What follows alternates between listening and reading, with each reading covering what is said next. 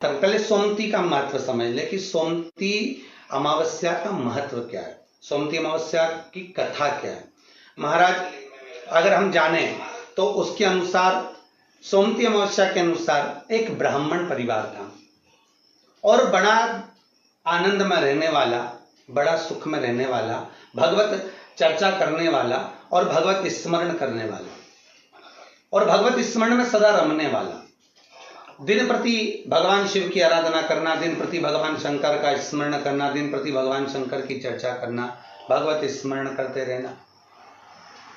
इनकी एक पुत्री थी, ब्राह्मणों की कन्या थी। उस कन्या का शिव महापुराण में सुंदर भाव वर्णन किया गया है उमाखंड के अंदर कि इस कन्या का विवाह योग नहीं था। इस कन्या के भाग्य में, रेखा में, हस्त रेखा में, मस्तिष्क रेखा में, चरण रेखा में कहीं भी इस कन्या का विवाह योग नहीं था। ब्राह्मण सेवा में लीन रहते, भगवान शंकर के मंदिर जाते, आराधना करते, देवी की अर्चना करते, भगवत भजन करते, कीर्तन करते, शिव अर्चना करते। एक बार श्रावण के महीने में ही क्या हम कहें कि विचरण करते करते श्रावण का महीना लग गया था और ये शिव के मंदिर से आए और अपने घर में विराजमान थे।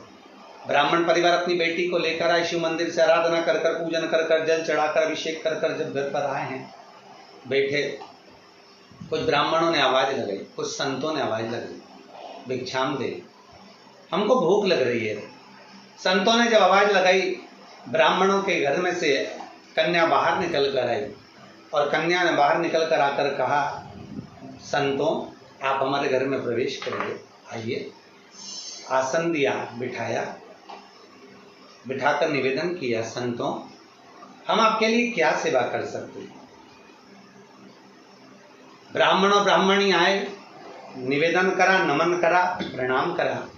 संतों ने कहा हमें बहुत भूख लगी है, यदि कुछ भोजन प्राप्त हो जाए तो हम आगे के लिए रास्ता बना लें और हम चले जाएं।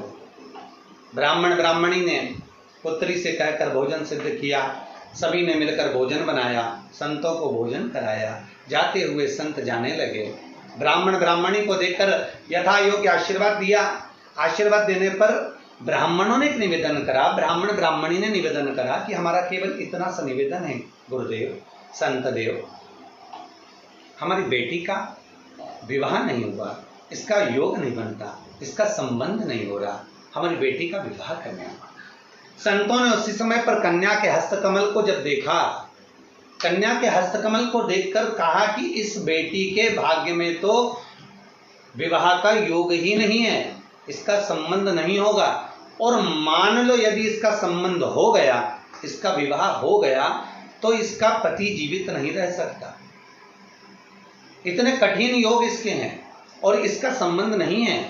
ब्राह्मणों ने निवेदन करा, कुंवारी बेटी घर में बैठी रही, यह कहाँ तक सिद्धता है महाराज, कुछ कृपा करिए। संतों ने कहा बस एक काम हो सकता है, एक शिव भक्तन, शंकर की भक्तन, शिव की आराधना करने वाली एक सोना धोवन है। वो सोना धोवन जिसका नाम है सोना और धोबी का काम करती है, कपड़े धोने के लिए जाती है, वस्त्र आदि धोती है और भगवान शंकर का भजन करती है। नित्य प्रति का नियम है उसका, शिव मंदिर में जाना, शंकर की आराधना करना, शंकर को जल चढ़ाना, समर्पित कर कर शिव मंदिर में पोछा लगाना, झाड़ू लगाना, बुआरी लगाना और शिव मंदिर को सुगंधित पुष्पों से सजा देना, सोना धोवन का एक नियम था। पूरे परिवार में शिव चर्चा करती थी, भगवान की आराधना में डूबी रहती थी सोना धोवन। संतों ने कहा यदि ये आपकी बेटी, आप ब्राह्मण तो हैं, ब्राह्मण कुल में जन्म लिया है आपने, पर आपकी बेटी जो शिव का भक्त है, सोना धोवन जो शिव की आराधना करने वाली है, हमारे यहाँ कितना सुंदर कहा कि दासों के भी दास यदि हम बन जाए, हम दासों के भी अगर दास बन गए, हम भगवान शंकर की सेवा करने वाले की ही केवल सेवा कर लिए।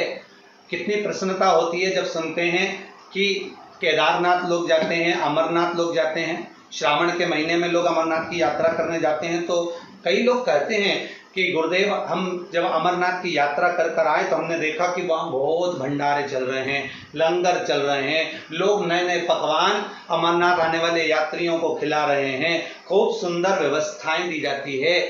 तो यहाँ तो शास्त्र कह रहा है कि शंकर के दरवाजे की चौखट पर भी यदि कोई सेवा कर रहा है, बुआरी काट रहा है, कोई शिव के मंदिर की आराधना कर रहा है, यदि हमने उसकी भी सेवा कर दी और वो निस्वार्थ भाव से सेवा कर रहा है और उसकी भी यदि हमने सेवा कर दी तो शंकर प्रसन्न हो जाते हैं। तो संत कह रहे हैं अगर आप ब्राह्मण की पत्नी से कहा कि अगर आपकी पुत्री ये ब्राह्मण कन्या सोना धोवन के यहाँ जाकर अगर सोना धोवन की थोड़ी सी सेवा कर ले,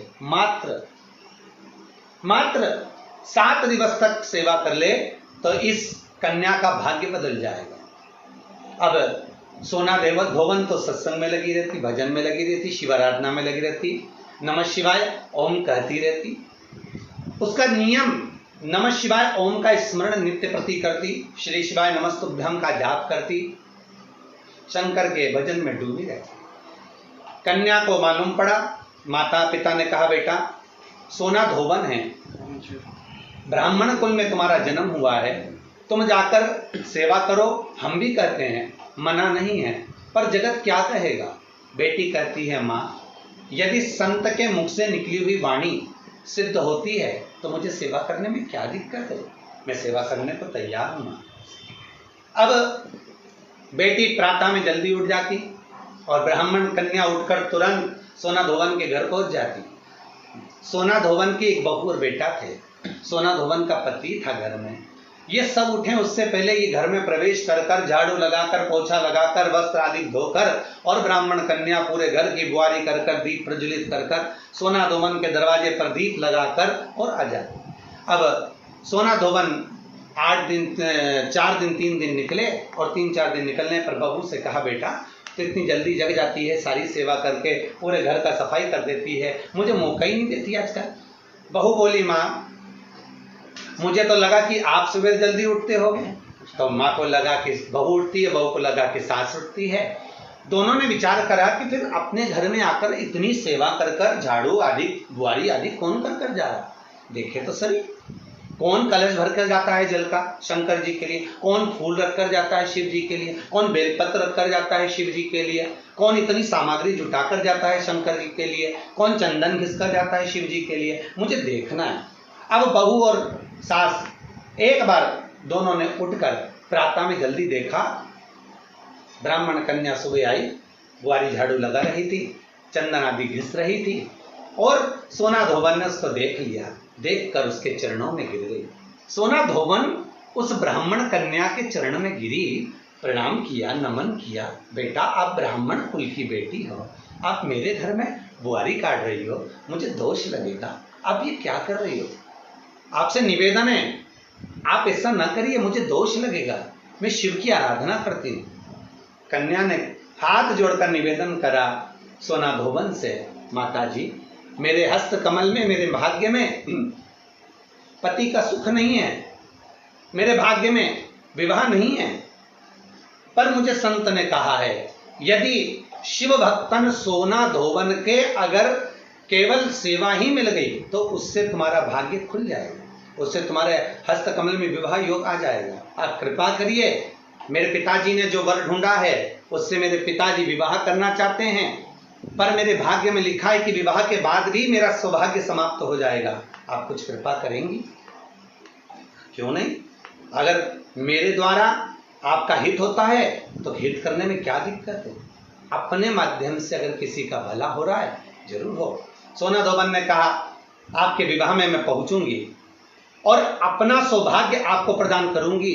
संत ने कहा था मां कि सोना धोवन के मस्तक का सिंदूर यदि तेरे मस्तक पर आ जाएगा तो तेरा बाल भी बांका नहीं होगा।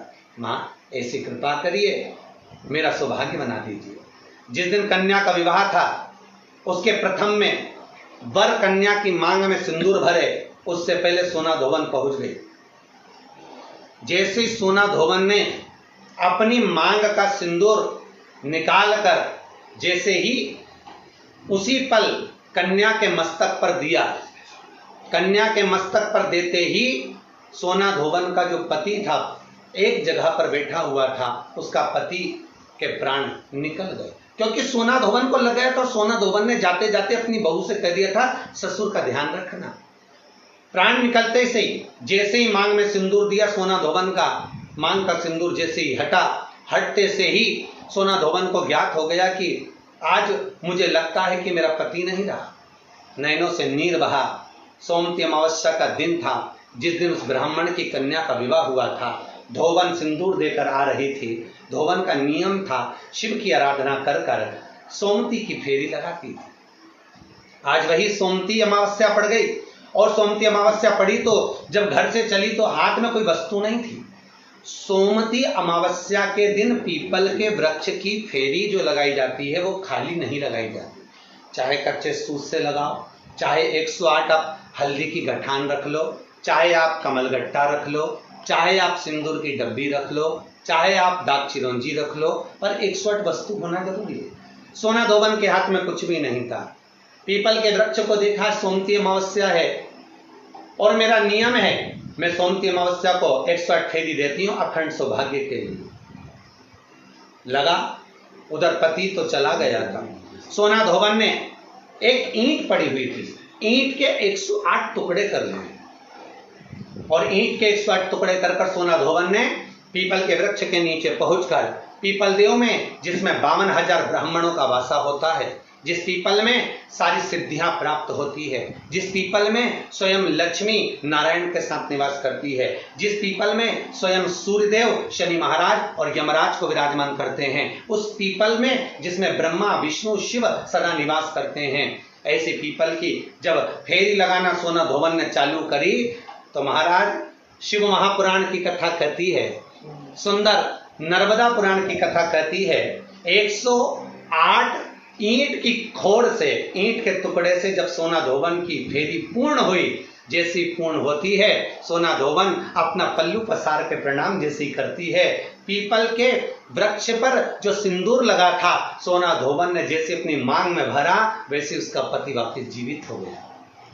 वापस जीवित हो गया। सोमवती अमावस्या का फल ही यही है कि जिन वर कन्या का विवाह नहीं होता, जिन लड़का लड़की का विवाह नहीं होता, जिन पति पत्नी में आपसी में टकरार चल रहा हो, अदालत तक बात पहुंच गई हो, जिस घर में शांति नहीं रह रही हो, आपस में क्लेशवाड़ा मचा हो, ऐसी हो गया मन में कि अब ये तनाव बहुत बढ़ गया है, संबंध टूट जाएगा, तो निवेदन है सोमवती अमावस्या के दिन आप भी सोमवती अमावस्या के दिन पीपल के वृक्ष के नीचे जाकर उस पीपल की पूजन कर कर उस पे कुंकु सिंदूर चंदन समर्पित कर कर कच्चे सूत से 7 परिक्रमा करिए।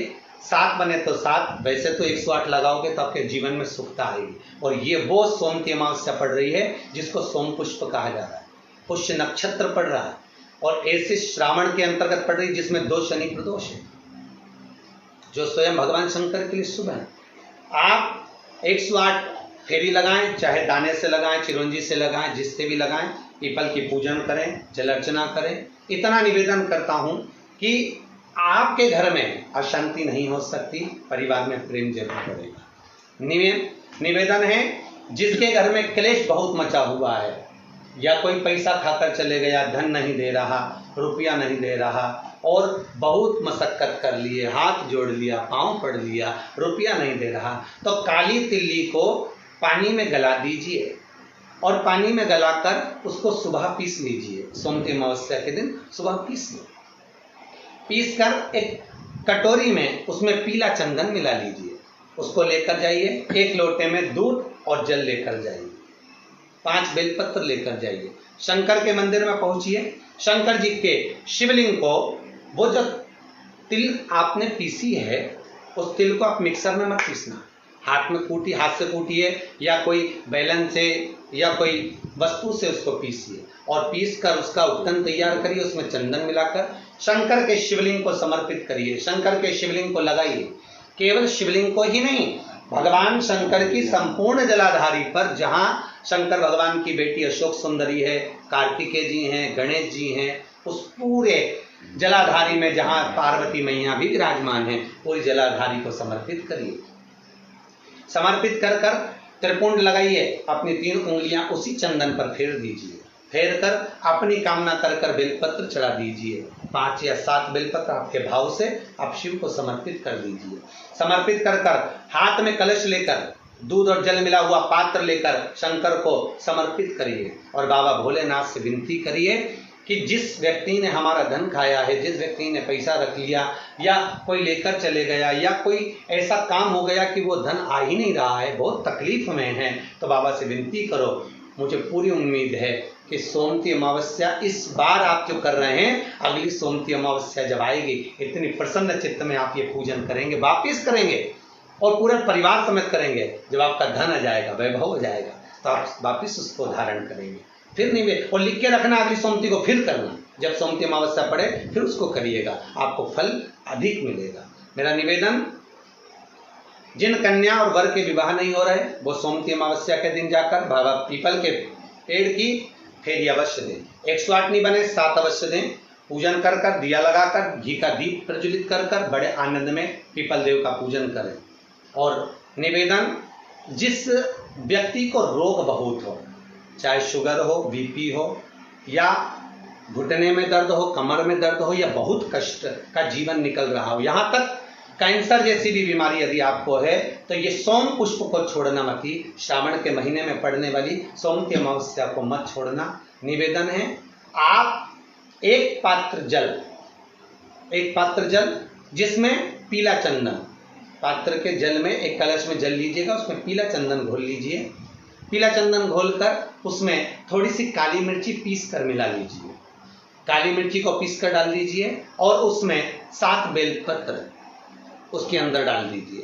7 बेलपत्र के साथ में 7 वृक्ष के पत्ते, कोई भी वृक्ष जो आपके पास में हो, 7 वृक्ष के पत्ते उस कलश में डाल दीजिए। घर से निकलते समय पूरे घर का भ्रमण करते हुए, जिस व्यक्ति को रोग बहुत है उस व्यक्ति का स्पर्श कराते हुए वो जल शंकर भगवान के ऊपर समर्पित कर कर, थोड़ा सा जल बचाकर, पत्तियां सब शिव जी को चढ़ाकर, थोड़ा सा जल बचाकर शंकर की देहली पर चढ़ा दीजिए। शंकर की चौखट पर, भगवान शंकर के शिवलिंग की चौखट पर समर्पित करें। शिवलिंग की चौखट पर समर्पित कर कर उसी जल जो आपने देहली पर चढ़ाया है, उसी जल का भाग थोड़ा सा कटोरी में 1 चम्मच के बराबर लेकर आइए। जो व्यक्ति बीमार है उसके शरीर पर उसको छींटा दीजिए। 3 बार छींटा देना है, सुबह, दोपहर और शाम। उसके बाद में बाबा विश्वनाथ से प्रार्थना करिए। शाम के समय घर के बाहर एक घी का दिया अवश्य लगाइए। मुझे पूर्ण उम्मीद है सोमती अमावस्या श्रावण के महीने की रोग मुक्त करेगी, अधिक फल आपको प्रदान करेगी, सुख का अनुभव कराएगी, आपके जीवन का कल्याण करेगी। और निवेदन, सोमती अमावस्या हमारे जीवन को फलित करने वाली, सुख देने वाली, आनंद देने वाली, हम उसका लाभ अवश्य लें। जो बच्चे पढ़ने में कमजोर है या कोई विद्या के लिए किसी एग्जाम में बैठ रहे हैं, गवर्नमेंट के एग्जाम में बैठ रहे हैं और बच्चे उस एग्जाम में पास नहीं हो पा रहे हैं या निकल नहीं पा रहे हैं, या कोई टीचिंग के लिए, बैंकिंग के लिए आप अप्लाई कर रहे हो, नहीं हो रहा है, निवेदन है, सोमती अमावस्या कल पड़ रही है, 2 स्वस्तिक आपको बनाना है। कितने स्वस्तिक बनाना है? 2 स्वस्तिक। एक स्वस्तिक कुंकू का पीपल के पेड़ पर बनाना है आपको। पीपल के पेड़ पर बनाने के बाद में जमीन पर, भूमि पर एक घी का दिया लगाना है। दूसरा स्वस्तिक शंकर के मंदिर की चौखट पर आपको बनाना है, किसी भी एक साइड में, चाहे राइट में बनाना है चाहे लेफ्ट में बनाना है। शंकर के मंदिर पर जो स्वस्तिक बनाओगे वो पहले पीपल के वृक्ष के बनाना है। पीपल के वृक्ष के बनाने के बाद में शंकर के मंदिर में शाम के समय आप जाकर स्वस्तिक बना सकते हैं। दोपहर से लेकर शाम तक कभी भी स्वस्तिक बनाएं और एक घी का दिया वहां रखा है। बस इतना याद रखना, पीपल के पेड़ के नीचे जो स्वस्तिक बनाओगे वहां जो घी का दिया लगेगा उसमें गोल बत्ती लगेगी, फूल बत्ती लगेगी। शिव मंदिर की चौखट पर जो दिया लगाओगे उसमें 2 बत्ती लगेगी, लंबी वाली, लंबी बत्ती 2 लगेगी घी की। वो बत्ती आपको शंकर के मंदिर पे दिया कहाँ रखना है? जहां स्वस्तिक बनाओगे उसी के ऊपर 2 बत्ती का दिया लगाओगे। उस समय पर दिए का जो बत्ती है उसका मुख अपनी ओर होना चाहिए और भगवान शंकर की चौखट पर प्रणाम कर कर, निवेदन कर कर, नमन कर कर आप आइए। आपके जीवन में सफलता प्राप्त होगी। आप जिस चीज की कोचिंग कर रहे हो, जिस चीज में उतरना चाहते हो, आपको वह फल प्राप्त होगा। सभी